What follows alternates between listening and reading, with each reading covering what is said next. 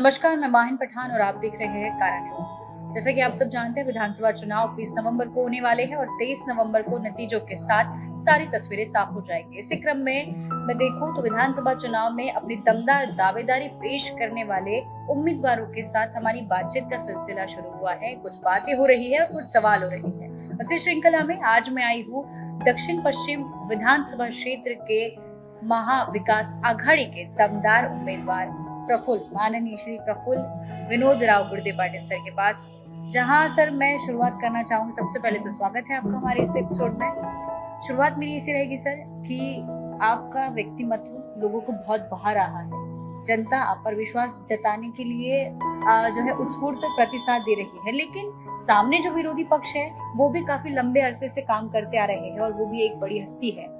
तो क्या लगता है आपको कि इस विधानसभा चुनाव में टक्कर हमको मुश्किल में जाने वाली है या आगे वाली विरोधी पक्ष को? डेमोक्रेसी में सभी राजनीतिक दलों को चुनाव लड़ने का अधिकार है और सब राजनीतिक दल अपने अपने प्रत्याशी मैदान में उतारते हैं। कांग्रेस की तरफ से मुझे प्रत्याशी बनाया गया। इसके पूर्व भी मैं इसी विधानसभा से चुनाव लड़ा था। यहाँ के जो विधायक है वो देवेंद्र फडणवीस है और लगातार यहाँ से चुनाव जीतते आए हैं, ये बात सच है।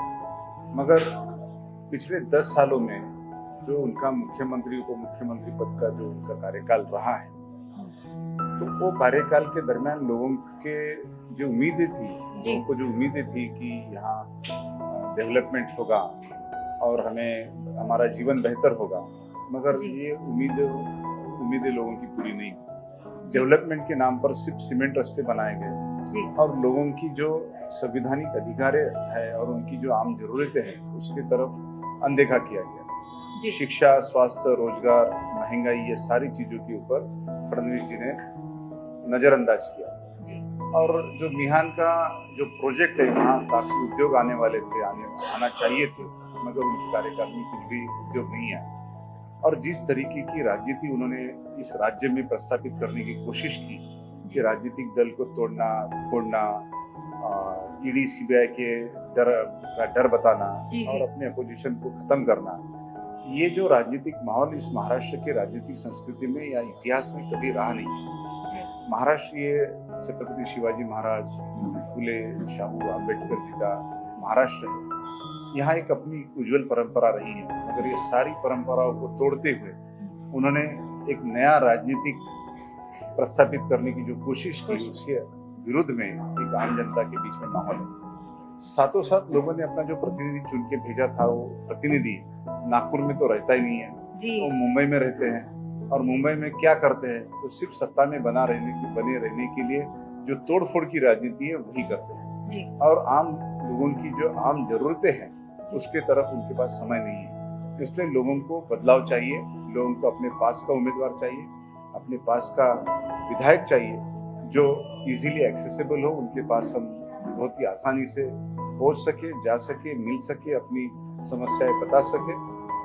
तो लोगों ने निर्णय ले लिया है और यहाँ पे बदलाव चाहते हैं। और मुझे लगता है कि ये चुनाव लोगों ने अपने हाथ पे लेने की वजह से, क्योंकि और फैसला आपकी पार्टी के हक में जा सकता है, निश्चित तौर पर जाएगा, क्योंकि शक्ति जो होती है लोगों के हाथ में होती है।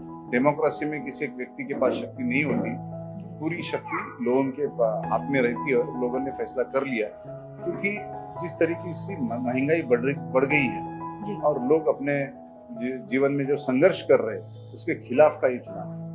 जैसा कि सर आपने बताया कि जो यहाँ के विधायक है वो यहाँ पर रहते नहीं है, अपने कार्यकाल के दौरान मुंबई के दौरे पर रहते हैं। तो बहुत सी त्रुटियां आपने अभी बताई कि विकास के नाम पे इन्होंने सिर्फ सीमेंट रोड बनाए हैं, उद्योग नहीं लाया है, लोगों की समस्या नहीं जानते हैं, ईडी से डराते धमकाते हैं। तो ये जो सारी चीजें हैं, ये आपके लिए एक सुनहरा अवसर बन के सामने आएगी या इस बार भी दमखम के बदौलत वो बाजी मार लेंगे?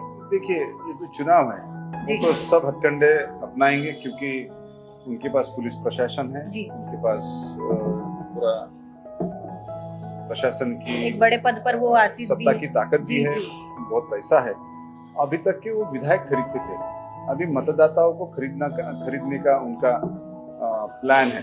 मगर मतदाता होशियार है, मतदाता समझदार है, उनको समझता है कि एक दिन के पैसे से, एक दिन के खाना खाने से कुछ नहीं होने वाला है। 5 साल हमें जो कठिनाई का सामना करना पड़ता है, उसके वजह से कोई मतदाता इस वक्त उनके बहकावे में नहीं जाएगा और निश्चित तौर पर हम चुनाव जीतेंगे। जैसे कि सर, जब लाडली बहन योजना हमारे मुख्यमंत्री एकनाथ शिंदे और महायुति सरकार ने घोषित की थी, महाराष्ट्र में लागू भी की गई थी, इसका बहुत हद तक महिलाओं को जो है प्रतिसाद मिला है और महिलाओं से सरकार को बहुत अच्छा प्रतिसाद मिला है। तो क्या लगता है आपको, आपकी पार्टी के द्वारा आमिष दिया जा रहा है ऐसा कहा जा रहा था, लेकिन अब राहुल गांधी जी ने घोषणा की है कि महालक्ष्मी योजना के तहत 3,000 रुपए महिलाओं को दिए जाएंगे। देखिए, तो कई ये जो लाडली बहन योजना जी किस कारण आई है? महिलाओं के समस्याओं के कारण आई या लोकसभा चुनाव में उनका जो पराभव हुआ उसके कारण आई है, ये समझने की आवश्यकता है जी। लोकसभा चुनाव में उनका जिस तरीके से महाराष्ट्र में पराभव हुआ, उसके चलते उन्होंने लाडली बहन योजना की आनंद फानंद में घोषणा की जी। और उसमें एडवांस में 2-2 महीने के पैसे दे दिए। महिलाओं की जो स्थिति है, आम लोगों की जो स्थिति है, बेहतर बनाने के लिए कानूनी तौर पर हम प्रयास करेंगे जी, जिसके तहत लोगों को रोजगार मिले और स्वावलंबी हो, स्वयं पूर्ण हो। मगर जब तक ये ओवरनाइट तो नहीं हो सकता, जब तक ये स्थिति बेहतर नहीं होती तब तक के उनको एक आर्थिक सहारा मिलना चाहिए। इसलिए राहुल जी ने ये योजना, महालक्ष्मी योजना लाई। वो सिर्फ इसी राज्य में लाया ऐसा नहीं है, हमने कर्नाटका में लाया, हमने तेलंगाना में लाया, कई राज्यों में हमारी योजनाएं चुनाव के बाद हमने की। हमने चुनाव के पहले लोगों को आमिष बताने के लिए ये योजना फ्लोट नहीं की थी। और अभी भी जो योजना है वो 3,000 रुपए जो है आम जनता को, ये 3,000 के साथ साथ महंगा भी कम करना है हमारा मकसद है। सिर्फ 3,000 दे के नहीं होगा, तो महंगा भी कम होना चाहिए। ये 1,500 रुपए दे रहे हैं और ऊपर से महंगाई भी बढ़ा रहे हैं, तो लोगों को तो तकलीफ है, तो उससे 1,500 से सॉल्व नहीं होने वाली है। जी जी। अब उन्होंने भी समय के साथ साथ सर 2,100 तक की इजाफा कर दिया रकम में। देखिए, वो 2,100 भी कर दे या 3,000 भी कर दे और महंगाई कम नहीं करे तो उसका कुछ फायदा नहीं होगा। जी जी जी, बेबुनियाद बात है। हाँ, तो उसको महंगाई भी कम होना चाहिए। शिक्षा, स्वास्थ्य का सुविधा ये संवैधानिक अधिकार है और संविधान के तहत हमारे लोगों को ये सुविधा मिलनी चाहिए। इधर आप सरकारी स्कूलें, 65,000 सरकारी स्कूलें बंद कर दी और यहाँ 1,500 रुपए दे रहे हैं। सरकारी अस्पताल की स्थिति देखेंगे तो बहुत ही बद से बदतर होती जा रही है और यहाँ 1,500 रुपए दे रहे हैं। हम 3,000 देने के बाद ये सुविधाओं की तरफ हमारा, तो क्या आपका दावा ये है कि सिर्फ महायुति सरकार सिर्फ लालच दे रही है, लोगों को गुमराह कर रही है और जो है महाविकास आघाड़ी सर्वांगीण विकास पे ध्यान दे रही है? देखिए, कांग्रेस पार्टी का इतिहास रहा है जो संवैधानिक अधिकार जो है लोगों को मुहैया करने का और अधिकार के तहत उनको सपोर्ट करने का हमारा कार्यक्रम रहा है और उसी के चलते हम काम कर रहे हैं। राहुल जी ने बताया कि ये सारे समस्याओं का मूल कारण क्या है, तो संवैधानिक संस्थाओं को कमजोर करना, लोगों को संवैधानिक अधिकारों से वंचित करने का काम ये 10 साल में भारतीय जनता पार्टी के लोगों ने किया है। हम संवैधानिक अधिकार को भी देंगे, जब तक वो रिस्टोर पूरी तरीके से होते नहीं तब तक उनको सपोर्ट सिस्टम होना चाहिए, इसलिए ये योजना की जा रही। जैसा कि सर अभी विधानसभा चुनाव में चंद दिन रह गए हैं, प्रचार प्रसार जोर शोरों पे चल रहा है। आपने दक्षिण पश्चिम क्षेत्र में जब जायजा किया, लोगों से मुलाकात की, तो आपने क्या वो चीजें अवलोकन की है कि जहाँ पर आपको काम करने की जरूरत पड़ेगी जो देवेंद्र फडणवीस जी ने नहीं किया अपने कार्यकाल में? ये विस्तीर्ण मतदार संघ है जी, सभी वर्गों का निवास यहाँ पर है जी। यहाँ गरीब तबका भी है, यहाँ स्लम बस्ती भी है, यहाँ एलीट क्लास भी है और बहुत श्रीमंत लोग भी हैं। हर वर्ग की अपनी अपनी अलग समस्या है जी। मैं गली मोहल्ले में जब घूम रहा हूँ तो वहाँ पे आज तक के कोई कभी विधायक वो गली तक अभी तक पहुंचा भी नहीं कभी जी। पिछले 25 सालों में कभी वो गली में वो गए नहीं। सिर्फ जो मीडिया के माध्यम से उनकी जो प्रतिमा रंजन हुआ था उसके बदौलत लोगों ने विश्वास बताते हुए उनको वोट दिया था जी। मगर आज वास्तविकता लोगों के सामने आई है कि ये सिर्फ बातों का बवंडर है, सिर्फ बातें करते हैं और काम कुछ नहीं हो रहा है और हमारी मुश्किलें दिन ब दिन बढ़ रही है। मैं गली मोहल्ले घूम रहा हूँ, लोगों से बातचीत कर रहा हूँ, उनकी बातें सुन रहा हूँ। लोगों की बातें सुनना ये मेरा काम है, क्योंकि उनको सुनने वाला ही आज तक कोई मिला नहीं उनको जी। मैं सुन रहा हूँ और मल्टीपल बहुत सारी समस्या है जी जी। कोई एक समस्या नहीं है। मैं बताया कि सबसे बड़ी समस्या तो आज महंगाई है जी। महंगाई से जूझ रहे। तेल का भाव क्या बढ़ गया है, घर के आम जरूरत के जो वस्तु है उसके कीमतें बढ़ गए, दवाई के दाम इतने बढ़ गए हैं आप सोच नहीं सकते जी।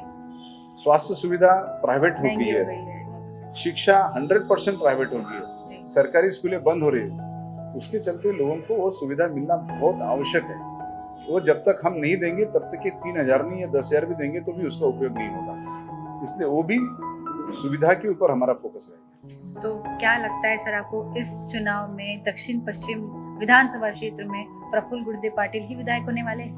देखिए वो फैसला निश्चित तौर पर जनता करने जी। जा रही है और डेमोक्रेसी में वो फैसला जनता करती है, आपके चाहने या न चाहने से कुछ नहीं होता। जी लोगों के हाथ में मतदान का अधिकार होता जी, है बिल्कुल। और वो काफी सोच समझ के बाद ये मतदान का अधिकार ये करते हैं जी और लोगों ने इस वक्त फैसला किया है, बदलाव का मूड है, परिवर्तन निश्चित है और लोग परिवर्तन करेंगे, ये मुझे विश्वास है। तो जैसा कि बातचीत में हमने कुछ सवाल किए और बहुत सी जानकारी आपसे ली और दक्षिण पश्चिम विधानसभा क्षेत्र में जनता का क्या मूड है ये भी हमने जान लिया है कि लोग अब परिवर्तन चाह रहे हैं। तो इस विधानसभा चुनाव देखना ही दिलचस्प होगा कि दमखम के भरोसे पे सरकार बनती है या लोगों के विश्वास जीतने पर सरकार बनती है। तो 23 नवंबर को सारी तस्वीरें साफ होगी। तब तक के लिए जुड़े रहिए कारण न्यूज़ के साथ।